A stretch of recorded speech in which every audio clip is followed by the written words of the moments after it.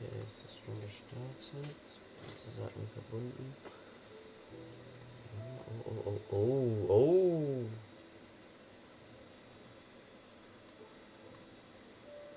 Stream-Einstellungen, warte.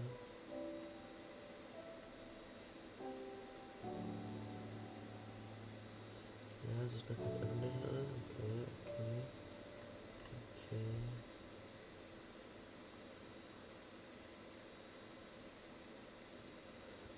Hallo? Hallo.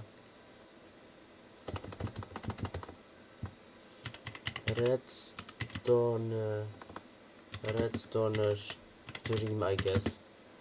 Beschreibung.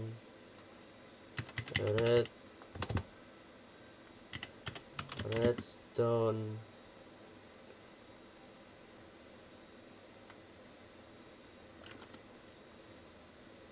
Machen. Ja. Streaming Software. Öffentlich. Gaming. Titel des Spiels ist Minecraft.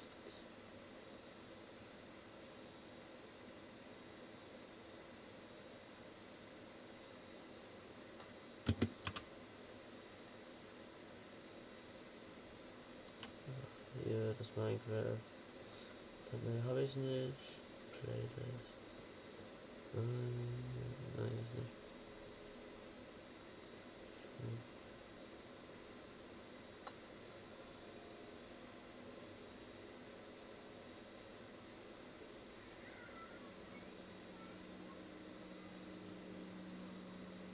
Nein, automatisch.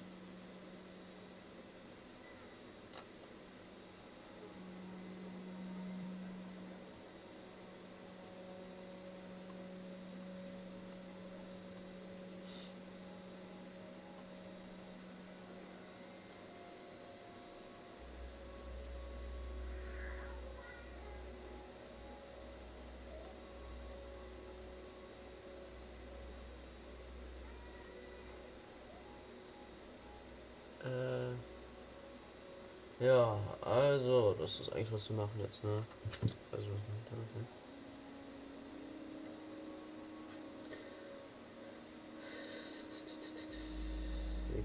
Ja, eine Stunde geht das Stream ungefähr dann.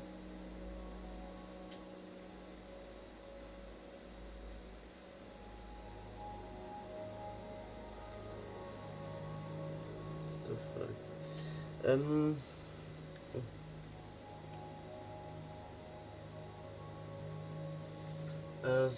New World, wir gehen auf Creative. Machen wir mal Autolager oder sowas. Ja, passt schon. Da gehen wir auf Peaceful, Allow Commands an. Alter. Type Default Super Flat, Customize, Presence, Desert, Build, Move Layer, dann More, Game Mode, bla. Hello, Nether, ja, ich check.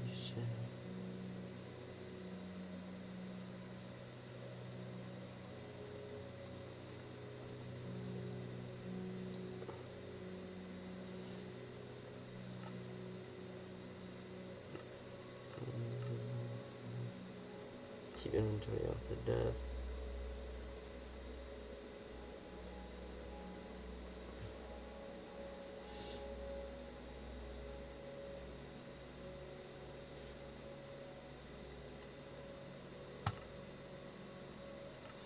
Ja, das sollte eigentlich alles sein, ne? Dann starten wir mal.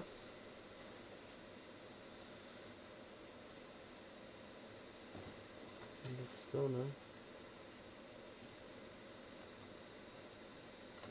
Mal auf wie viel FPS chill ich gerade. Video Settings.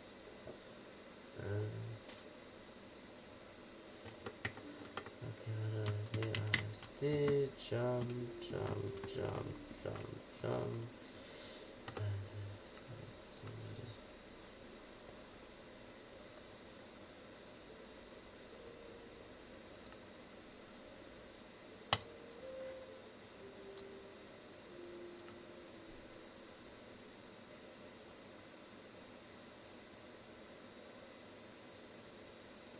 Mission.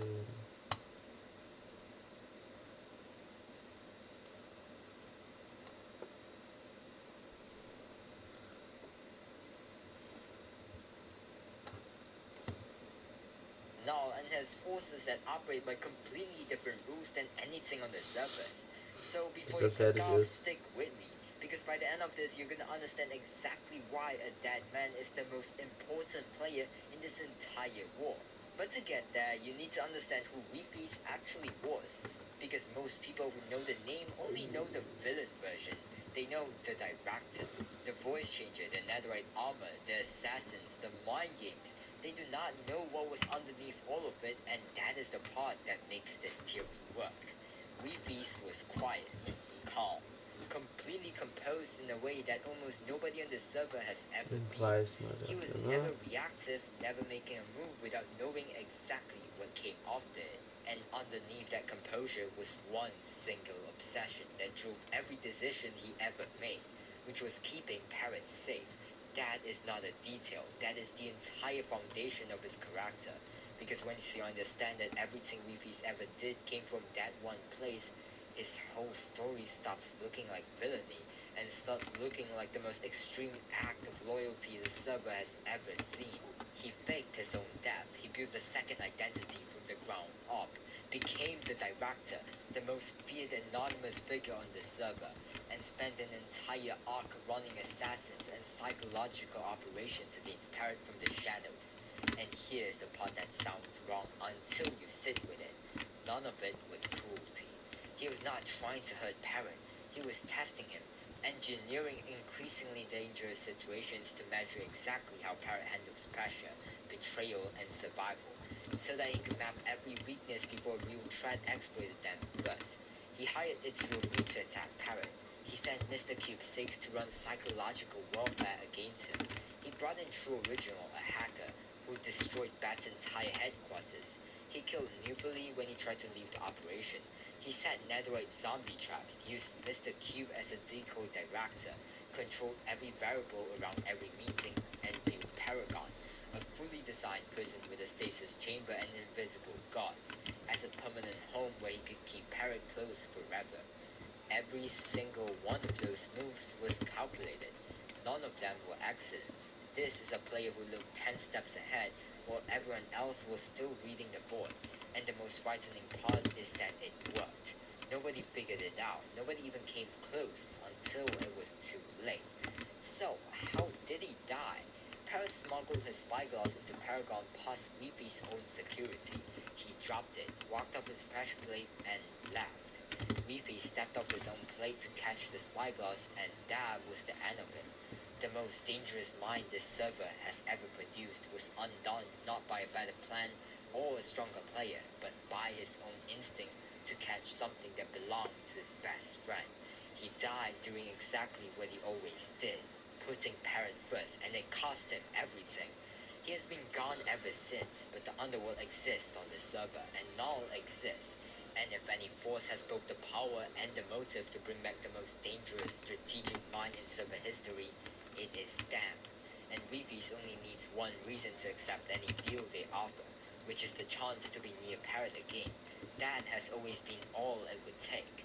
Now let's talk about where Parrot actually is, because the situation right now is generally bad in a way that is hard to overstate.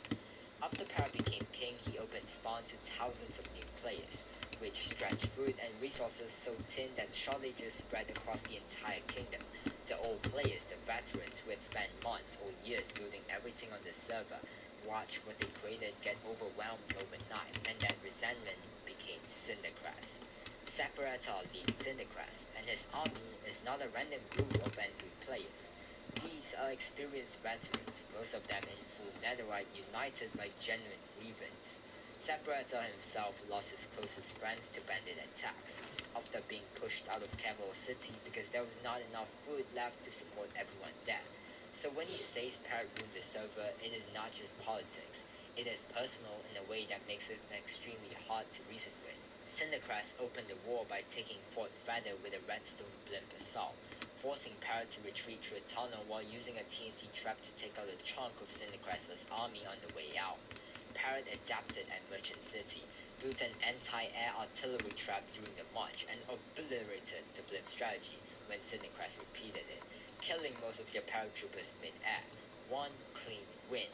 But Cindercrest kept moving and marched on Highwater City next, which is the location that controls 80% of the food supply for Parrot's entire kingdom. Parrot delayed them at a bridge while 4C Vid built arrow cannons inside the city, and when those cannons fired, they wiped out 70% of Cindercrest's remaining army in one shot. Separata was forced to retreat to the water. The battle looked like it was over. And then Flame went invisible, snuck down to the artillery cannon, and destroyed it from the inside. Shoebilly flew up and took out the arrow cannon from the air, and then Wembu arrived with an elbow strike cannon, tasked specifically with killing Parrot, and Highwater City stopped being a battle and became a retreat. Parrot got Reyna out, barely got Teal moving in time, and sailed away from the city with no plan and no idea what came next. Highwater City fell. The food supply to the entire kingdom was cut. Separata stood over the city and announced that any player who joined the server before Parrot became king was welcome in Cindercrest, and anyone who did not join would be killed when Cindercrest took over. The war went from a military conflict to an extinction threat for every new player on the server, and Parrot is the only thing standing between them and that outcome. Most players look at that and see a war Parrot is losing badly, which is true. But what they are not seeing is something much more important. The three most dangerous players Cindercrest has, Flame Frags, Shoebilly, and Wembu, are not dead because they believe in the cause. Flame joined because of Lomedy, his best friend who genuinely believes in what Cindercrest is fighting for, and Parrot said that himself when he walked out to talk to Flame at the bridge. He did not go to Flame because he was Cindercrest's strongest fighter. He went because they used to be friends who fought wars together, and he wanted to understand why Flame was there. Flame admitted Parrot had a point. He admitted he had been attacked by bandits inside the kingdom himself. He is not a true believer. He is one well-timed conversation away from standing down, and he has been that way since before Highwater City. Wembu arrived not as a committed Cindercrest soldier, but as an outside force brought in by Youngie X, operating on personal relationships and fake loyalty rather than ideology. Billy is an aerial specialist whose involvement is military and not moral. None of these players are unmovable, and the only person who has ever been built to understand exactly that, to map every pressure point, every personal connection, every lever that moves a specific player, is Weefees. This is where the theory actually lives. Weefees does not come back to fight. He never fought.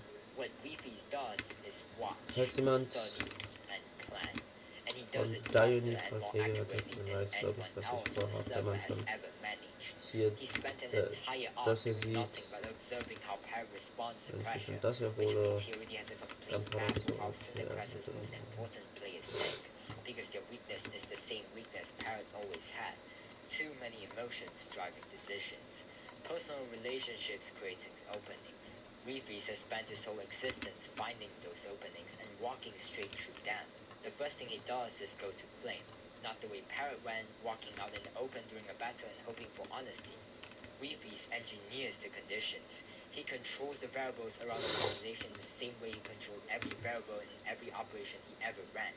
Flame is already halfway there because Parrot's argument at the bridge almost worked.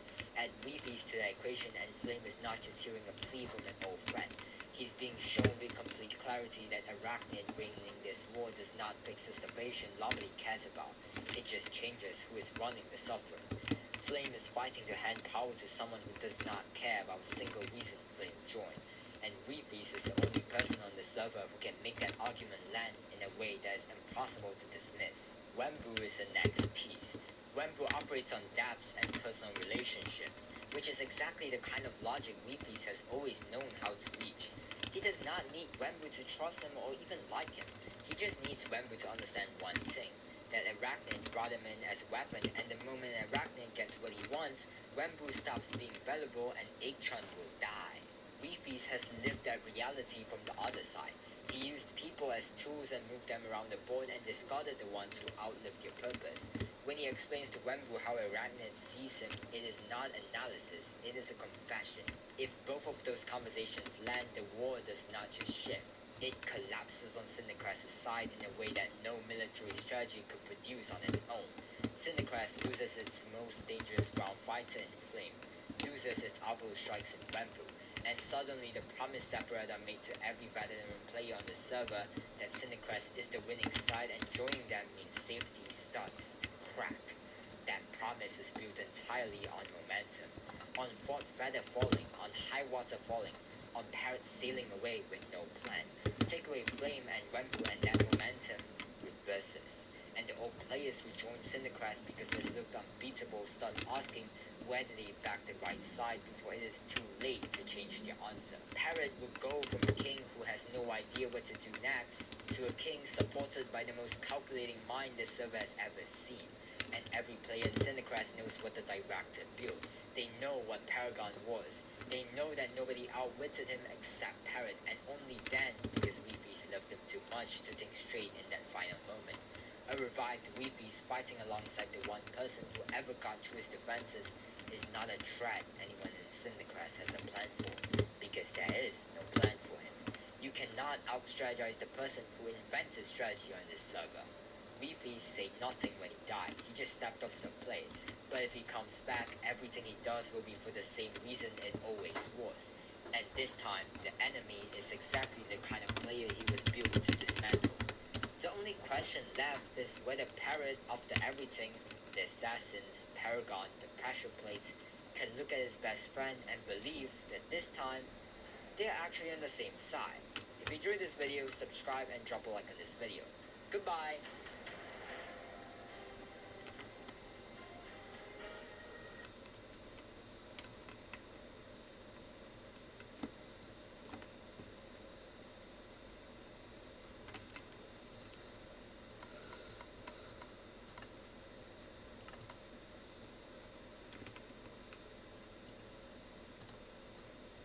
Was deine Augen sehen, was deine Nase riecht. Nutze Lenore Waschmittel, um auch den unsichtbaren Schmutz zu entfernen. So bleibt nur noch langanhaltende Frische. Bye bye Schmutz und Gerüche.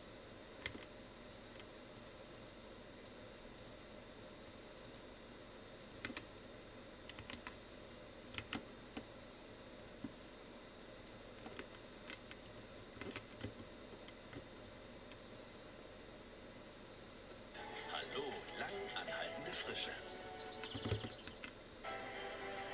Here, every path leads somewhere special. From lively city walks to traditional corners frozen in time. All just a short ride.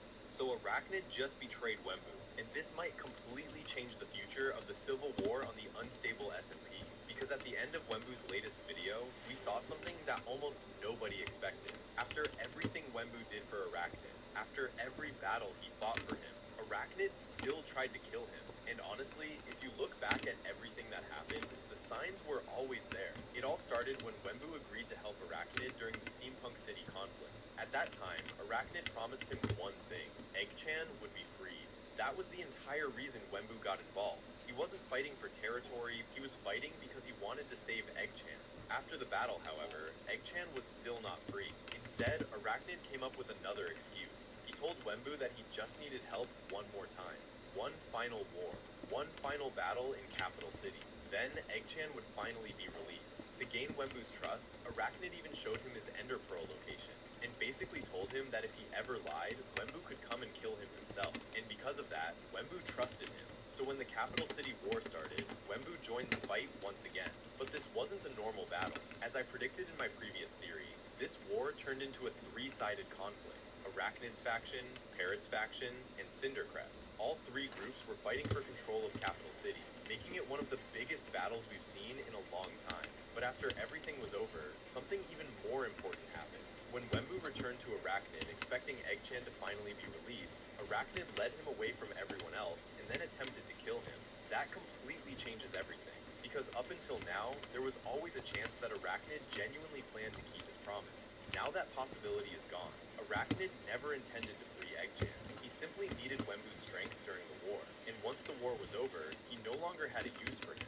Luckily, Wembu still had a totem in his inventory, which means he will most likely survive the fall. So instead of dying, this moment will probably become the turning point of his entire story, because now Wembu finally knows the truth. Arachnid lied, and if Arachnid lied about Eggchan, then there is no reason for Wembu to keep supporting him anymore. I think the first thing Wembu will do in his next video is try to save Eggchan himself. A lot of people believe he'll immediately go to the Ender Pearl Arachnid showed him, but honestly, I don't think that's going to work. Arachnid is many things, but he's not stupid. There is almost no chance he would leave such an important pearl sitting there after showing it to Wembu. The moment Wembu left for the capital city war, Arachnid probably moved it, which means even if Wembu goes there, he'll likely find nothing. So what happens next? Well, that's where the Civil War theories become really interesting, because while everyone is focused on Wembu and Arachnid, huge things are happening across the server. The first major development is Cindercrest. We recently saw Saporada and his army successfully take Reyna hostage and rescue Lettuce K from prison. And honestly, this is exactly what many people expected would happen. Lettuce K is now back with Cindercrest, which means Cindercrest continues getting stronger while Parrot's side keeps losing ground. Not only that, but Cindercrest also has support from several powerful players, making them one of the strongest factions currently active. When you look at the current situation objectively, it honestly feels like Parrot's kingdom is slowly falling apart, and one of the biggest reasons is resources. During Parrot's previous battles, we constantly saw him rely on intelligence and preparation, arrow cannons, railguns, redstone traps, defensive systems. Parrot's strength was never pure numbers, it was planning. But now, that advantage seems to be disappearing. According to what we've seen recently, almost all of the available redstone resources were already used during the previous wars. The giant arrow cannon alone required a massive amount of materials, which raises a very important question. If another massive battle happens tomorrow, what does Parrot actually have left? Because from what we've seen, he doesn't appear to have another secret super weapon ready. And that's why I think there are only a few realistic ways Parrot can still win this war. The first possibility is Wembu. After Arachnid betrayed him, there is a very high chance Wembu switches sides completely. And honestly, it would make perfect sense. Think about it. Arachnid lied to him, used him, manipulated him, then tried to kill him. Why would Wembu continue helping someone like that? He wouldn't. Instead, I think he'll focus on destroying Arachnid's faction from the inside. We even heard Arachnid mention that much of his area is protected by TNT systems. Nicht das Treppengeländer anfassen, das ist gestrichen.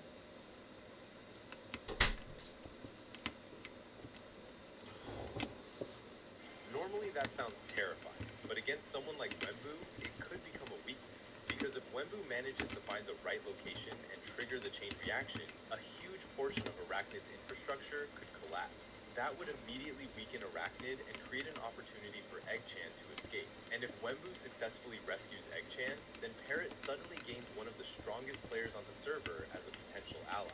Remember, Parrot already owes Wembu a favor. So if Parrot asks for help against Cindercrest after Eggchan is rescued, there's a decent chance Wembu could get involved. And that alone could completely change the balance of the war. But that's not the only possibility. The second theory involves Floatings. A lot of people have forgotten about him recently, but he could become one of the most important players in the entire conflict. Why? Because of Flame Frags. Flame Frags killed Mistral, and Mistral wasn't just another player. He was Floativ's student. That means Floativs has a personal reason to fight. This isn't about politics anymore. It's about revenge. And if Floativs decides to return with the Army of Mist, suddenly Parrot gains another powerful ally against Cindercrest. Imagine Parrot's remaining forces fighting alongside Floativs and the Army of Mist. That could completely change the outcome of future battles, especially if Cindercrest becomes overconfident after their recent victories. And then we have the third theory, the simplest one. Parrot needs soldiers, lots of them. Because no matter how smart your strategies are, eventually you still need players. You need fighters, you need armor, you need weapons, you need manpower. And right now, that's something Parrot doesn't have enough of. That's where another interesting possibility appears. Clown Pierce. When Parrot visited the Nether, we saw hints that Clown Pierce had access to a huge number of players, a massive army, far larger than what most factions currently control. Now, obviously Clown Pierce helping Parrot wouldn't happen for free. There would have to be some kind of deal. Maybe territory, maybe influence, maybe access to certain resources. But if Parrot becomes desperate enough, making a deal with Clown Pierce might become his only option. And honestly, that possibility is both exciting and terrifying. Because if Clown Pierce ever fully enters the Civil War, everything changes instantly. The entire balance of power would shift overnight. But despite all these theories, I still think Wembu remains the biggest wild card. Because right now, he's standing at a crossroads. He can continue getting involved in the politics of the server, or he can focus entirely on saving Eggchan. And based on everything we've seen, I think the second option is far more likely. Wembu has sacrificed too much already. He's fought multiple wars, taken huge risks, trusted Arachnid repeatedly, and every single time he was given another promise, another delay, another excuse. Now he finally understands what was really happening. Arachnid was never planning to free Eggchan. He was simply using Wembu until he no longer needed him. And that mistake might end up costing Arachnid everything. Because betraying one of the strongest players on the server is probably the worst decision he could have made. So while everyone else is focused on Parrot versus Cindercrest, I think the real story is just beginning. Wembu has been pushed into a corner. Eggchan is still trapped. Arachnid has revealed his true intentions. And the Civil War is reaching its most important stage yet. The next few videos could completely change the future of the unstable SMP. Because if Wembu rescues Eggchan and turns against Arachnid, if Floatives returns for revenge, or if Parrot somehow finds a new army to replace the one he lost, then this war is far from over. In fact, the biggest battles might not have even happened yet. And honestly, that's what makes this Civil War so interesting. Every faction is losing something. Every player has their own goal, and one betrayal could change everything. So the real question isn't whether Arachnid betrayed Wembu. We already know he did. The real question is what Wembu does next. Letzte Nacht hatte Anna den verrücktesten Traum. Sie konnte globale IT mühelos steuern, überall auf der Welt.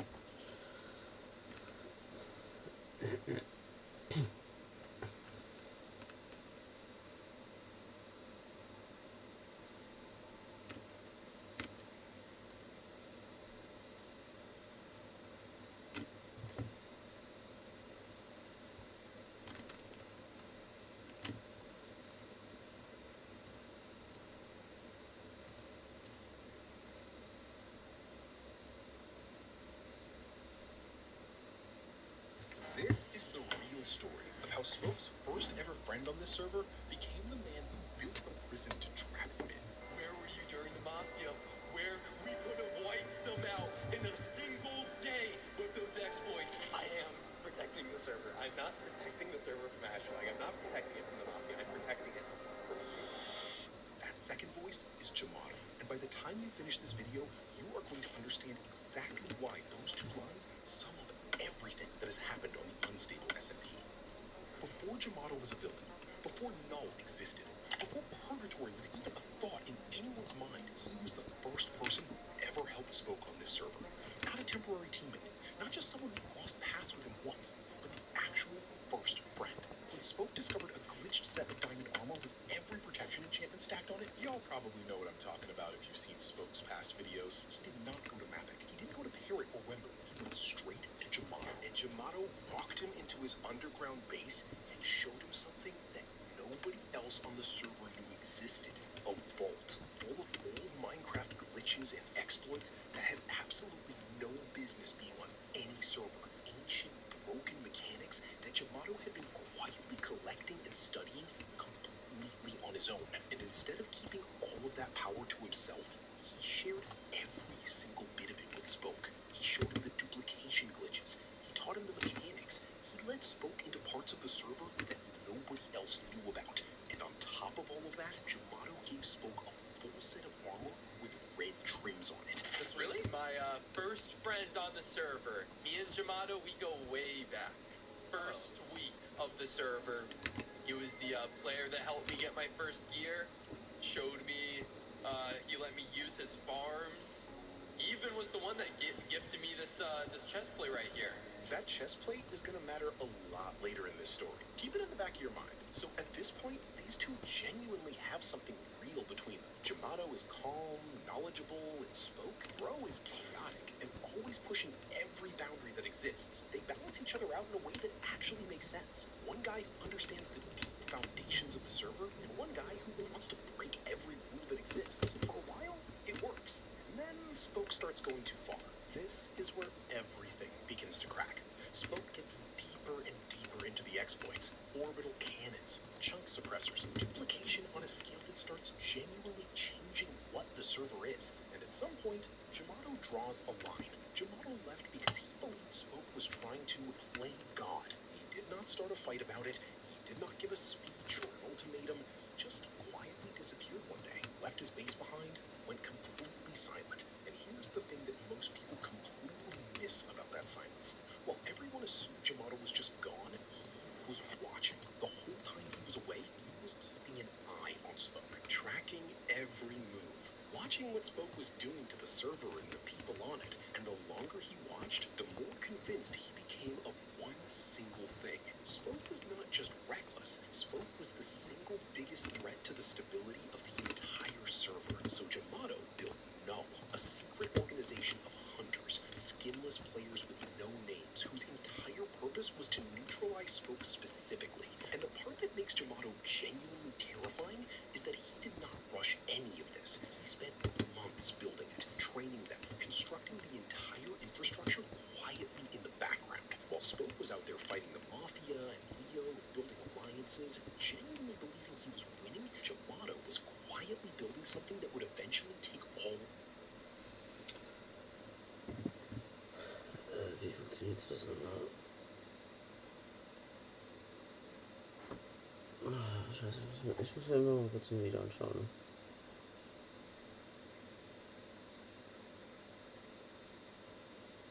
Der Timer, okay. Der BYD CS6 DMI Touring. Ein Superhybrid, bis zu 1350 Kilometer Reichweite. Ein super Kombi, Komfort und Technologie. Der BYD CS6 DMI Touring. BYD, build your dreams. Wechsel jetzt zu Philips Sonicare und spüre, wie sich echte Pflege anfühlt. Sanfte und 20-mal effektivere Tiefenreinigung. Feel the care. Sonicare. Doppelsieg. Sauberste Leistung bei Stiftung Warentest von Philips Sonicare. Aus denen wird immer eine Schiene gemacht und aus diesen 2 Schienen wird wieder eine Schiene gemacht. ist der Okay, Prozess? dauert zwar ein bisschen, aber ist könnt. Dafür haben wir ein System, welches ich hier schon mal gebaut habe, immer noch nichts anfangen. Ich möchte euch heute eine einfache Möglichkeit vorstellen für das, was dieses Ding hier anders macht.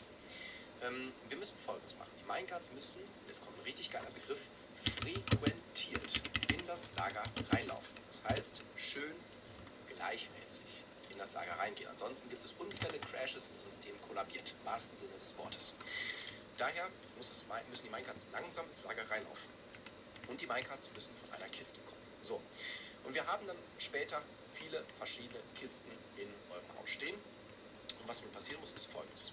Wir machen das Ganze mal anhand von 3 Kisten. Diese Kiste soll dorthin gebracht. Grün ist unsere Ablatt gegenüberliegend. Das heißt, wenn ihr jetzt hier eure Schiene herführt, muss auf der gegenüberliegenden Seite ein Block sein. Dann da weg und einmal da eine normale Schiene einsetzen. Wichtig. Und ab hier kann eure Schiene dann bepowered sein. Das heißt, hier ist meine ganz normale bepowerte Schiene. So, was wir jetzt hier haben, ist Folgendes. Minecart fährt los. Super. Und was haben wir jetzt davon?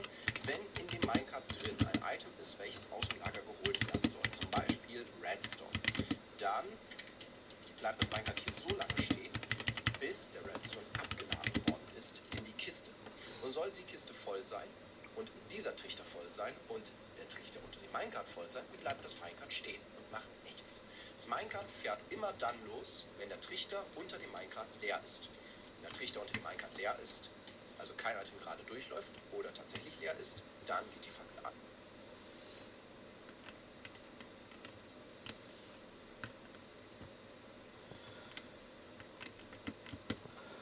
Okay, dann müssen wir was anderes machen.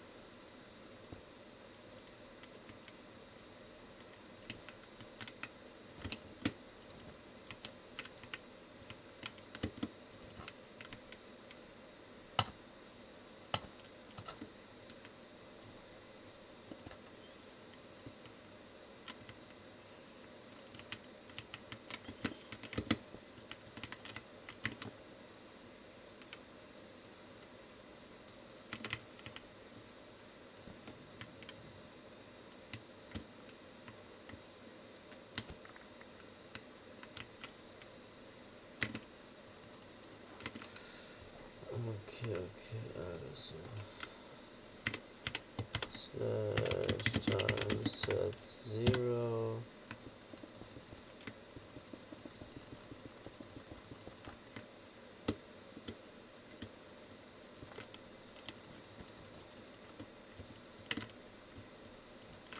Einfache Verbindungen hier beispielsweise.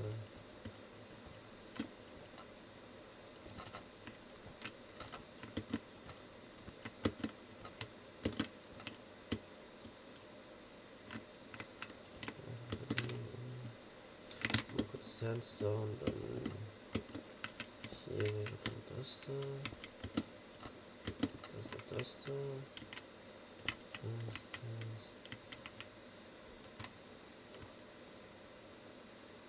Warte mal kurz.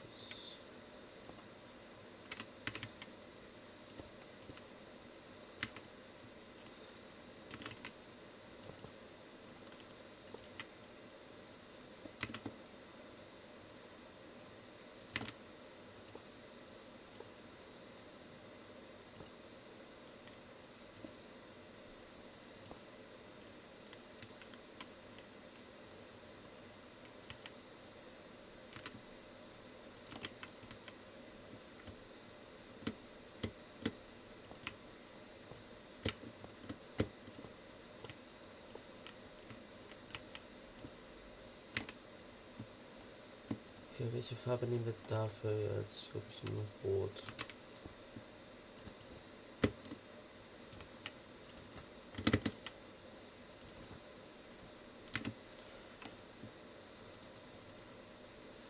Nimmt das hier raus und ja, das war's. Ja, dann nehmen wir das hier, das hier, das hier, das hier. Yes.